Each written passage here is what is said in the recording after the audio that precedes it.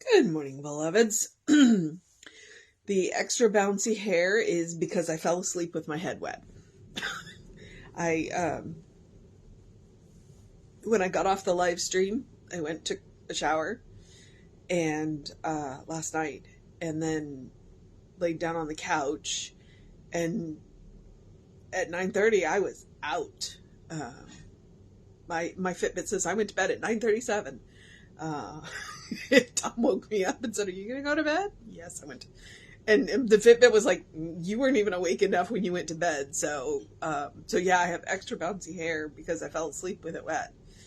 Uh, and yeah, so I did find out about what happened in Colorado Springs, and I'm grateful to say that two people in the club took matters into their own hands and rushed him and probably stopped him from doing much worse than he did. So please pray for treat for the people of Colorado Springs, the LGBT community at large, because it doesn't matter where it happens. All of them, yeah. And yeah, let's work on that whole hate thing. Um, let's go back to the quote from Martin Luther King. Um, uh, I will choose love because hate is too great of a burden to bear. So, on that note, it is November 21st. We are in the week of Thanksgiving. And our title today is I Claim Wellness. I think that's a good title for today. The first quote is, "I have heard thy prayer, I have seen thy tears, behold, I will heal thee." And that is 2 Kings 25. The second quote is, "A realization of the presence of God is the most powerful healing agency known to the mind of people." Science of Mind, page 145. During a Thanksgiving... I didn't drink enough water this weekend. During a Thanksgiving service, one of our church members told how she had recently been reading at home when her son brought in some schoolwork to show her. As he placed his books in her laps, a scissors he had carried dropped and bounced up off the books, hitting his mother's eye. At once, she covered the eye and silently affirmed that God is all there is, centered right where the pain seemed to be, maintaining perfect order in every cell. As the pain eased, she opened the eye and could see. She went to the clinic where they medicated the slight scratch on her cornea, and by the time she told us about it, even the scratch had disappeared without a trace. It is always possible to say that there could have been a happy ending to this story without the use of affirmative prayer, because spiritual healings are rarely attended by the heavens opening. They are not supernatural, but perfectly natural. In mind, there is a flawless pattern of health, which prayer, confident rather than fearful, permits the outer conditions to reproduce. Medical remedies may assist in the healing, but the real work is always in consciousness calling forth the picture of health. Today, I declare a complete and permanent healing of any mental, emotional, or physical affliction I have been experiencing. I am robust and radiant. I am a robust and radiant creation. And that is JJ, which is Jesse Jennings. And I know that story. I was not there when it happened. It happened long before I came to the center. But it was the genesis of our Thanksgiving Eve service on Wednesday nights.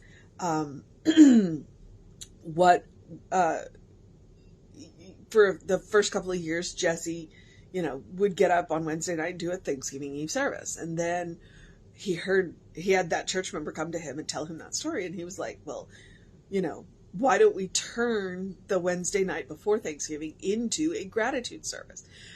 It became effectively open mic. What we would do is we would allow he would get up and he would say a couple of things. Mostly he would tell that story. And then he would tell what he was grateful for. And then he would open the floor up to anybody that wanted to get up and tell their gratitude services, or what gratitude. And they could be good things, or they could be not so good things, from which, we learned lessons, and we're grateful for the lessons that we learned, because the whatever had happened that was, as we like to say, non-preferred, encourages us to turn our lives around. And now we haven't done it since COVID, and just because right now we're not doing Wednesday night services, we're still going to do it. We're just going to do it after the Sunday service, this coming Sunday. So it'll still happen. But the point is that Jesse is making in this is that miracles happen every single day. Absolutely every single day. Because as he said, they're not generally attended by the heavens opening. Little things happen. And there is a perfect picture of health. There is a perfect picture of whatever it is that you are working on, in the mind of God, in the mind of spirit. And that is what we want to access when we are working on something. In this particular, he's talking about health. So what we want to do, and Dr. Goswami does the same thing. He says, look, you have 5 bodies. You have what he calls the gross body, but what he means is the material body. You have your emotional body, your mental body, your spiritual body, and then you have your bliss body, which your bliss body is God's idea of you. And that body is perfect, absolutely perfect. And so what we want to do is, when the material body isn't working the way we would like it to, then what we want to do is we want to go back to the bliss body. We want to go back to God's idea of the body. Now, here's where I'm going to remind you, because Dr. Goswami talks about the 5 bodies, which is why healing takes time. Because we, being the material bound creatures that we can be, because we forget that we are spiritual beings in truth, because we get bound up in these material bodies. We go through, we've got that physical body, and then we go through the mental body, we go through the emotional body, and then we go through the spiritual body, and then that's how we get to the bliss body. So it takes a little time to get up there, and then once we get to the bliss body, then it takes a little time to filter back. Okay, so that's how we can account for the time. Now, the good news is that there is what Jesse likes to call the hardball metaphysics, where we go from the material body to the bliss body and back like that. It's possible. It's possible for whatever it is that you are working on to be healed like that. What it requires of us is the full knowledge of who we are, that we are spiritual beings having a material experience. And to be willing to commit to that on a cellular level, as the lady in the story did. When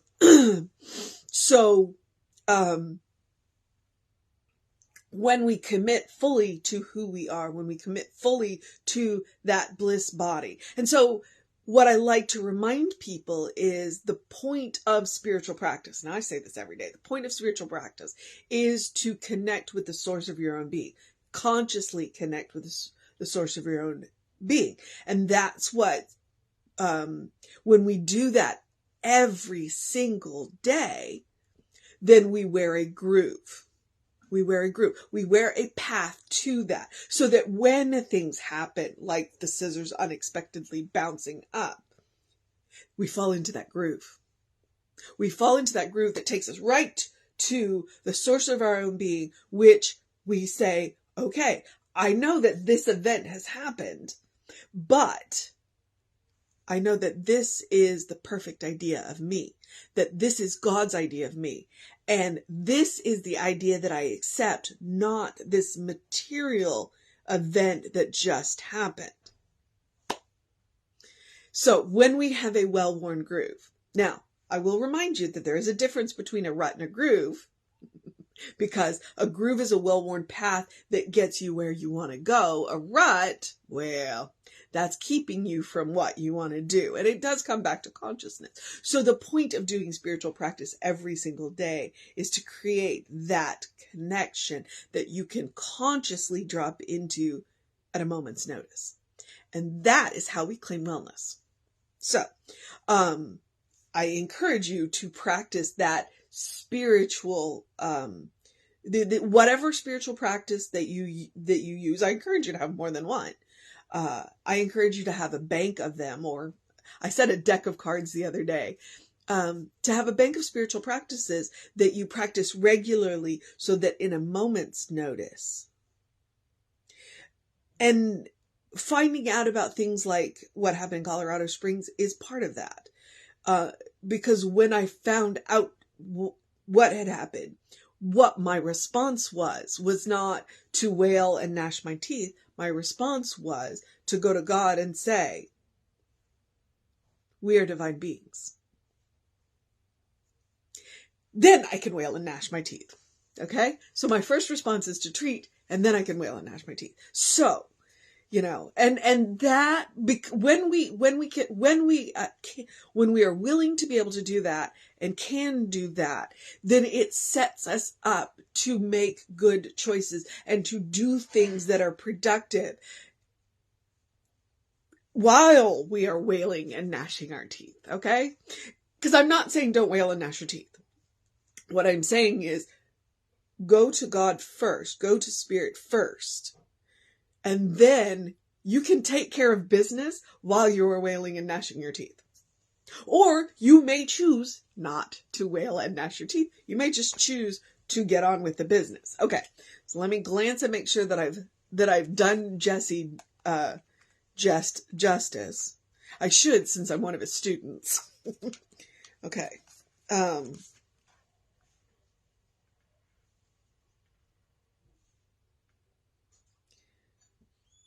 They're not supernatural, but perfectly natural. In mind, there is a flawless pattern of health, which prayer, confident rather than fearful, permits outer conditions to reproduce, which is why I'm talking about regular practice. When we go into affirmative prayer, we do that with a mindset of this stuff works. I'm not begging. I'm not pleading. I am not worried that it won't work. I go in knowing that I live in an abundant universe, that I live with a loving spirit, that I was created by a loving spirit, and therefore what I ask for will be granted, because I have done the work beforehand. All right. I think that's what I think I've done him justice. And I do like that he does put at the end, medical remedies may assist in healing. Okay. We are not a teaching that eschews doctors. We firmly believe in going to doctors. Because as Ernest has said, everything under the sun was created by God. So go to the doctors, get the assistance that you need to support your body while you are taking a look at the blueprints and it's filtering back down to you. All right. So, and I wanted to look at his treatment because he had a good line, because the mission today, should we choose to accept it, is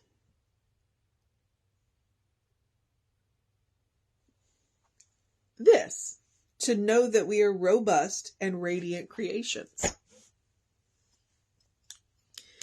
And how do we do that? With spiritual practice. So the mission today, should we choose to accept it, is to know that we are robust and radiant, creations. And the good thing about being a creation is it means that you can be whatever you want, because you are constantly creating yourself all the time. And while Spirit does hold the perfect idea of you, you get to decide what it looks like in the material plane.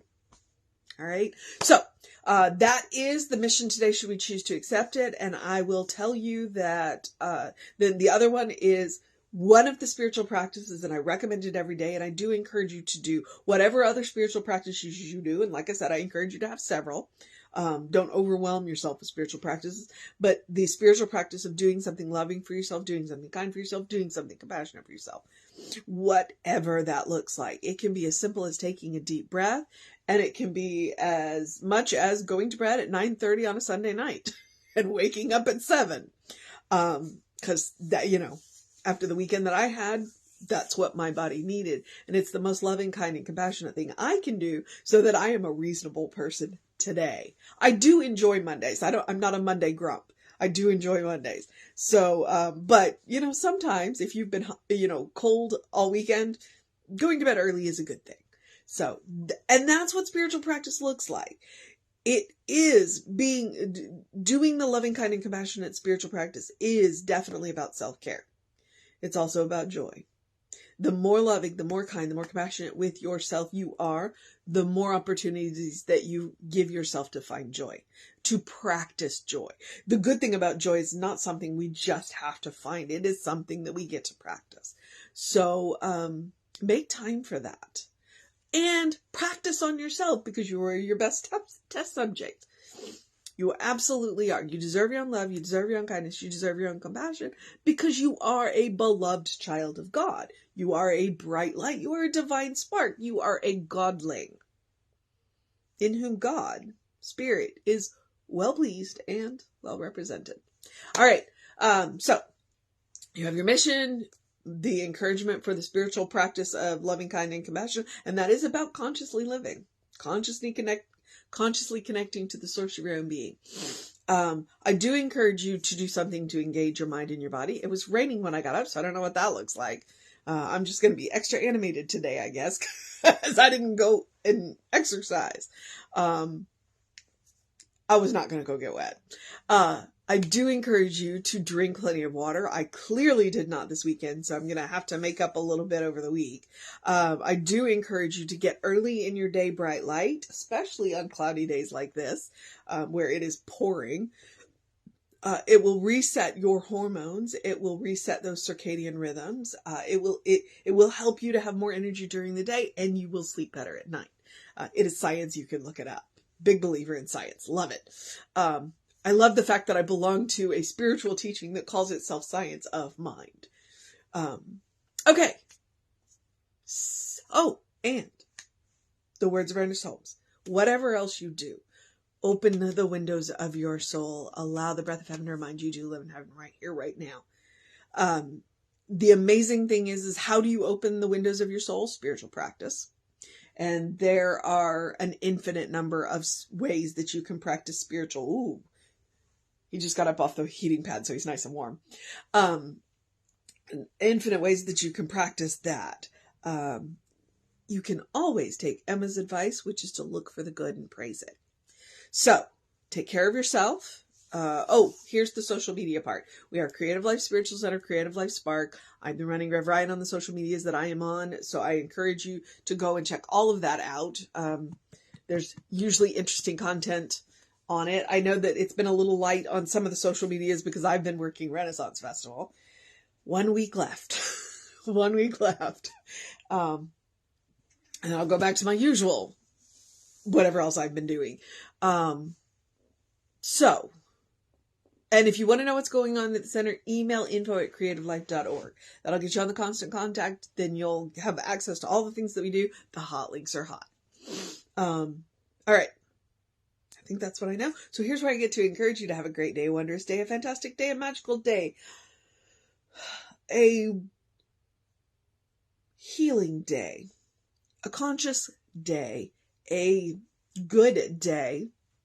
And if that is too much pressure, simply have a day, because you are enough just as you are. All right? You are that beloved child of God. It is the truth of your being. And I know that truth, and I am holding that truth until you're ready to join me. And even after that, I will continue to hold that truth. You just get to join me in knowing it. All right, beloveds. Reverend David should be on around 5 p.m. with you. I'll be back with you at 9 a.m. tomorrow. Take care of yourself and know that you are loved.